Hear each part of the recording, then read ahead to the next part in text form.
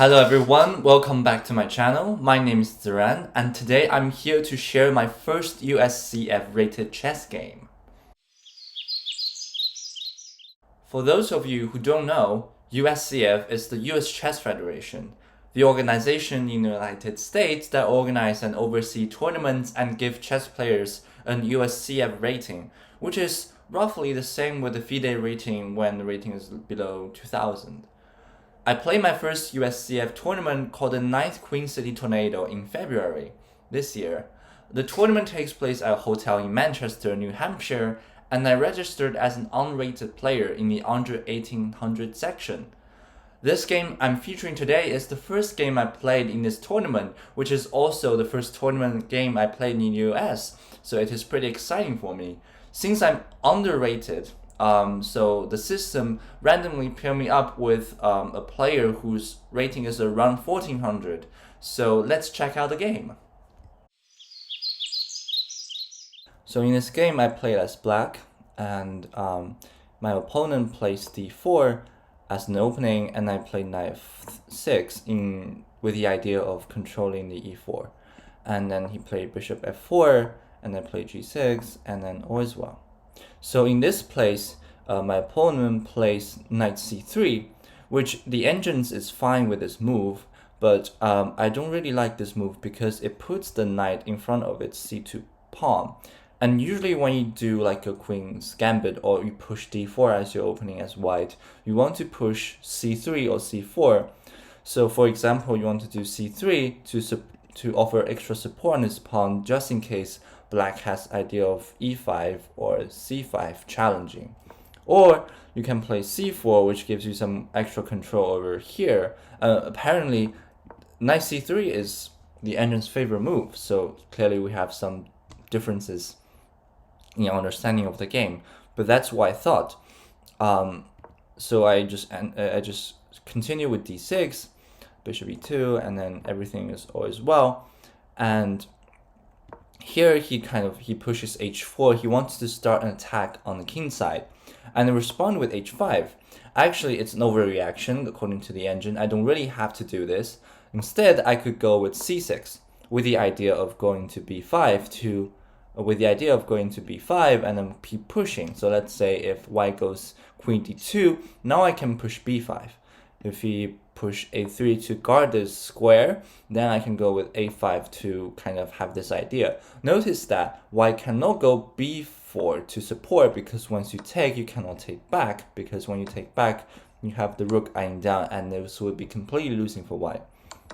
So, however, if white decides to guard with a4, now you simply go with queen b6 to attack this pawn. So let's say if he guards with the rook, you can just simply go rook e8 and prepare to push the pawn on e5. So I didn't go for that. I pushed the pawn in order to guard the square. Now he decided to go for queen d3 and then to go for the queenside castle. Now I start an attack on the queen side, and then he just castled, which is not a very good choice because I'm already start to attack on the place, and you move your king to the place I want to attack. So not a very good move. I play a6 with the preparation idea of b5, and now my opponent just straight up blunders because he's desperate to start an attack, and he pushes g4. And I simply take with knight. There's nothing wrong with that. And because this pawn chain is actually pretty strong with the bishop as its fortress, so he actually doesn't have any advantage here. So he retreats his bishop. Now I just take, and then he take with knight, and I go with knight c5 to kick away the queen. And once his queen is back, I retreat with knight with the idea of preventing the idea of e4. Now he moved his rook away. I don't know why he's doing that. He's trying to eye down this fortress, but this fortress, you see, it's very strong because you don't have any pins on this diagonal. Let's say if you put your bishop here, then you have this diagonal threat because this pawn would be hanging. But now he doesn't have that. I just simply move my bishop, and then he's trying to activate his bishop there. And now I made a mistake here. I tried to go for the exchange, which is completely unnecessary. I overreacted because I thought this pawn is hanging because he can kick away my knight with the pawn. I'll not be losing this pawn. But in fact, this is not the case as long as I play rook c8. Because now if my opponent decides to do it, I would just go here and exchange the knight.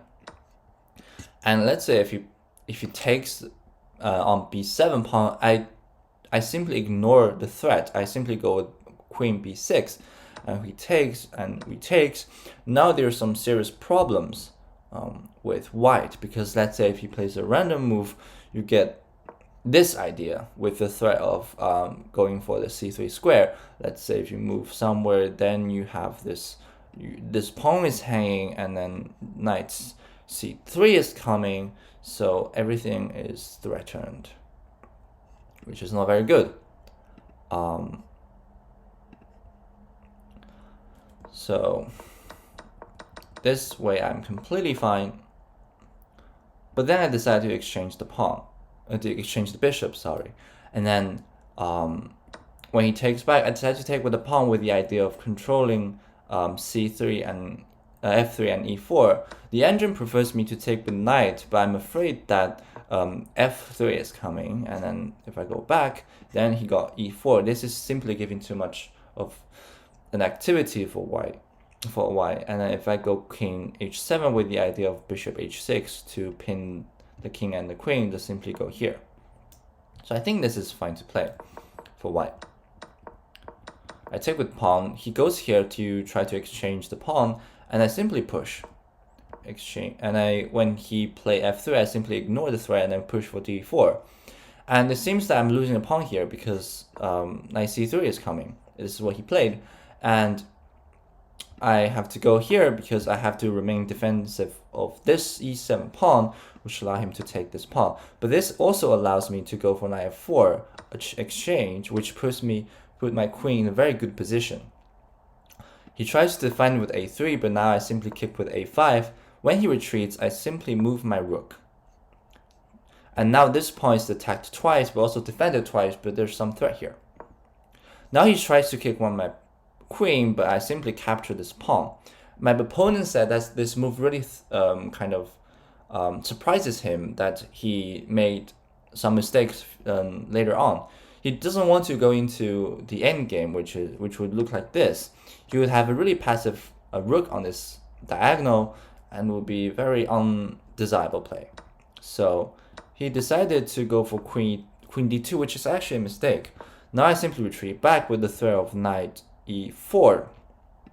Now he goes rook d3 with probably with the idea of going to this diagonal to kick away my queen, but now I simply get knight e4 to kick away his queen. And when he goes queen d1, there's actually I think a very good move, a brilliant move to play in order to win the game. And can you find it?